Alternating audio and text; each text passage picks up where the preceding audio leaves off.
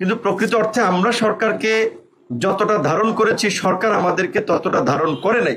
সরকার শুধু ধারণ করেছে এনসিপিকে, যেই কারণে সমস্ত কর্মকাণ্ডে দেখবেন এনসিপির একটা প্রাধান্য। সদ্য অবগত, গতকালকে বাংলাদেশের জন্য একটি ঐতিহাসিক দিন ছিল। সেই দিনে আরেকটি নতুন ইতিহাসের সৃষ্টি হয়েছে জুলাই ঘোষণাপত্র প্রদানের মাধ্যমে। সেজন্য অবশ্যই আমাদেরকে সরকার এবং সরকার প্রধান তাকে ধন্যবাদ জানাতে হয়। কিন্তু আসলে আমরা ধন্যবাদ জানাতে হচ্ছে কি বলবেন, একটু মানে পুরোপুরি সন্তুষ্ট নয় এমন একটা অবস্থায়, অর্ধেক সন্তুষ্টি নিয়ে অর্ধেক অসন্তুষ্টি নিয়ে সরকারকে আমাদের ধন্যবাদ জানাতে হচ্ছে। কারণ যেহেতু আমরা শুরু থেকেই বলে আসছি, এই গণ অভ্যুত্থানের মধ্যে দিয়ে গঠিত অন্তর্বর্তীকালীন সরকার আমাদের সকলের সরকার।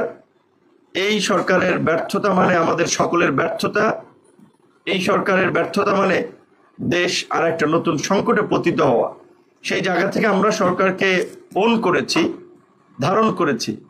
কিন্তু প্রকৃত অর্থে আমরা সরকারকে যতটা ধারণ করেছি সরকার আমাদেরকে ততটা ধারণ করে নাই। সরকার শুধু ধারণ করেছে এনসিপিকে, যেই কারণে সমস্ত কর্মকাণ্ডে দেখবেন এনসিপির একটা প্রাধান্য। সদ্য নতুন দল গঠিত দল, এমনকি এই যে ঐতিহাসিক জুলাই ঘোষণাপত্র দেওয়া হলো, ভাই ইতিহাস টেনে গালগপ্প অনেক করা যায়, কিন্তু যে কোনো একটা বিষয়ে আপনাকে টু দ্য পয়েন্টে আসতে হয়, সামারিতে আসতে হয়। আমরা এই যে 10-15 মিনিট 5-7 মিনিট কথা বলি, টেলিভিশন যখন একটা নিউজ করে তখন কিন্তু কাট করে 1 থেকে 1.5 মিনিট বা 30 সেকেন্ড 50 সেকেন্ডের মূল বক্তব্যটাকে কাট করে, বিকজ প্রত্যেকটা জিনিসের একটা জিস্ট থাকে। তো এই গণ অভ্যুত্থানের জিস্ট, এই গণ অভ্যুত্থানের মূল মন্ত্র, এই গণ অভ্যুত্থানের মূল প্রেক্ষাপট ছিল 2018 সালের কোটা সংস্কার আন্দোলন। যেই আন্দোলনকে কেন্দ্র করেই, যেই আন্দোলনের মধ্যেই গড়ে উঠেছিল আমাদের ছোট ভাই বন্ধুদের, কিশোর বন্ধুদের নিরাপদ সড়ক আন্দোলন। এবং এই কোটা সংস্কার আন্দোলন এবং নিরাপদ সড়ক আন্দোলনের ধারাবাহিকতায় আমরা তরুণ প্রজন্মকে নিয়ে এই প্রথাগত রাজনীতির বাইরে আমরা সংগ্রাম চালিয়ে গেছি। এবং সেই সংগ্রাম থেকেই জন্ম নিয়েছে ছাত্র যুব শ্রমিক অধিকার পরিষদ, গণ অধিকার পরিষদ।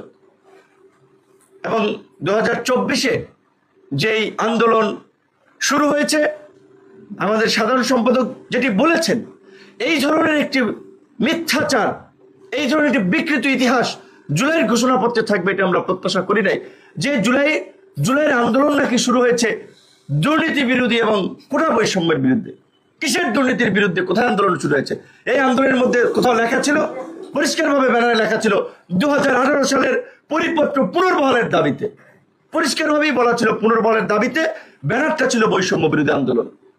কাজী এই ধরনের উচ্চ শিক্ষিত লোক, জ্ঞানীগুলি লোকেরা একটা খসড়া আপনার দিবেন, সেই খসড়ায় একটা ঢাম মিথ্যা কথা থাকবে, এটা আমরা প্রত্যাশা করেছিলাম। এই জন্য বলেছি মন গড়া ইতিহাস লেখা যায় না। আওয়ামী লীগ 71-এর যে ন্যারেটিভ বিনির্মাণ করার চেষ্টা করেছে, আমরা দেখেছি এই জুলাই গণ অভ্যুত্থান নিয়ে একটি গোষ্ঠী, তাদের মন গড়া একটা ইতিহাস বিনির্মাণ করার চেষ্টা করা হয়েছে। আমরা বিএনপি, জামাত এবং এনসিপির সুস্পষ্ট বক্তব্য চাই। আমরা যতদূর জানতে পেরেছি, এই ঘোষণাপত্র চূড়ান্ত করার আগে দফায় দফায় ফরমালি এবং ইনফরমালি বিএনপি, জামাত, এনসিপিকে নিয়ে বৈঠক হয়েছে।